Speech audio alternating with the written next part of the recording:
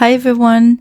A few months ago, I published my first class about colored pencils on Skillshare, and it's about the basics on how to use colored pencils on black paper. It's a very different technique than when using white paper, and it can be very frustrating at times as the colors tend to sink into the darkness of the paper. But I've been using this surface with colored pencils for almost 15 years, and I've developed my own technique that works very well for me, and that's why I decided to share how I do it. Today I'm excited to share with you the second installment of this series, and while the first class was all about using just white on black paper, this time we're going to be adding colors.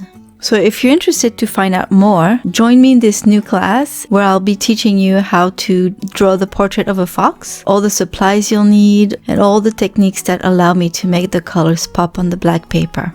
If you're already a Skillshare member, then you can just jump right in. But if you're not, I'll put a link in the video description which will allow you to get your first 2 months for free. And then you'll be able to watch all my other classes if you want to, as well as any videos on Skillshare. Once you've completed the class, please remember to share your drawing with me, and if you have any questions, don't hesitate. I'm here to help.